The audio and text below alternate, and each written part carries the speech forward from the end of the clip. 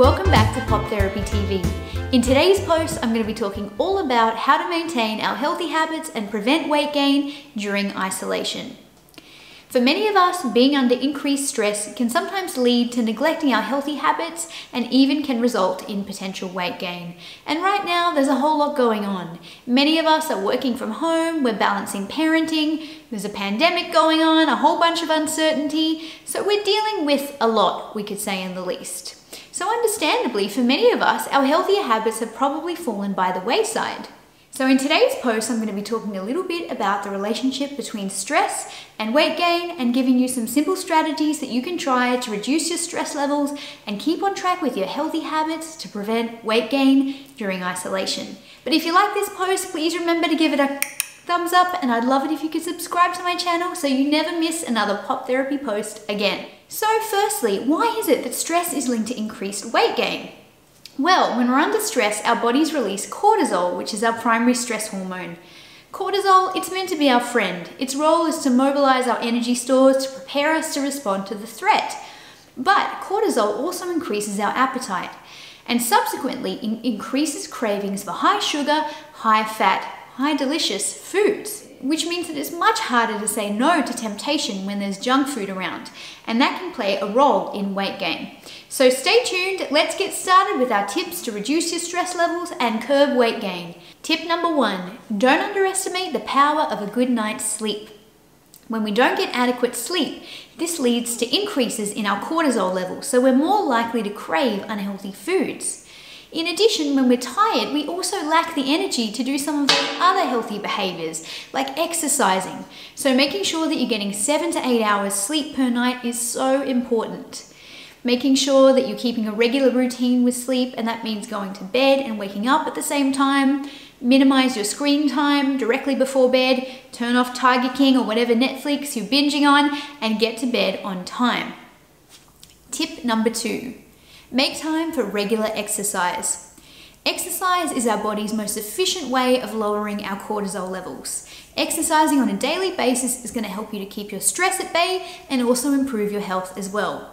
But remember, doing exercise that we enjoy is going to be much more motivating. So if you hate running, don't run. If you love dancing around the kitchen, do that. Whatever it is that you enjoy, do more of it. And don't underestimate the power of small opportunities for movement during your day.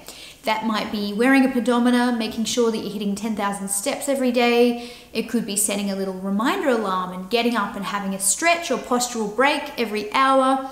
All those little opportunities for movement will help manage your stress levels. Tip number 3, be easy on yourself. Look, sometimes we eat unhealthy food or we don't get time to exercise, but beating ourselves up emotionally is not going to help the situation. It's probably just going to make us feel worse.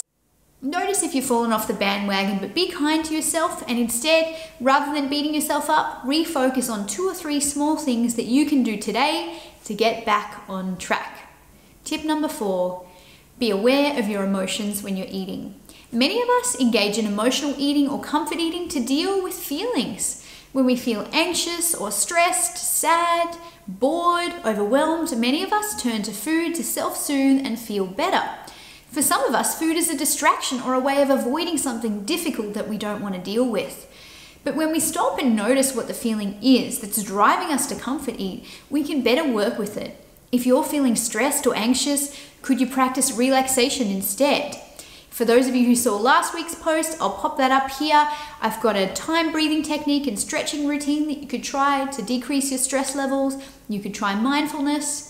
If you're feeling bored and that's why you're eating, maybe think of something that could stimulate you, like going for a walk or calling a friend, something other than reaching for a snack. Being aware of our feelings is a great way to get control over emotional eating. Make sure you eat mindfully. For many of us, when we snack in front of the TV or computer, one small chip turns into a bowl of chips, which turns into a slightly bigger bowl of chips, and then the whole bag, and then there's just no more chips left. So making sure that we're eating at the table and not in front of a screen is really important. If you do eat in front of a screen and you like to have a snack, either portion it out so that you know exactly what you're putting in your mouth, Or replace it with something low calorie, high fiber, fruit, veggies, yogurt, all that kind of good stuff. It's gonna allow you to have a snack, but prevent you from going to town on the chips. And making sure that you've got alternative healthy snacks is a great way to avoid taking a trip to junk food town. Reduce environmental triggers. We're humans, and that means that we respond to environmental cues. If there was a pack of Tim Tams right here, I'd eat the Tim Tams, probably all of them.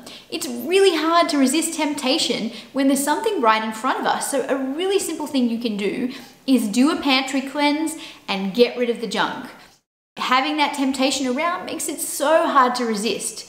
Instead, replace your usual unhealthy snacks with healthy, fresh fruit and vegetables, high fiber, high protein snacks that are going to keep you fuller and be good for you. Studies show that when we eat a diet high in fresh fruit and vegetables that are brightly colored, high in fiber and flavonoids, that can help reduce our cortisol levels as well. So focus on eating a fresh, healthy diet. Replace your processed foods with something that's fresh and healthy.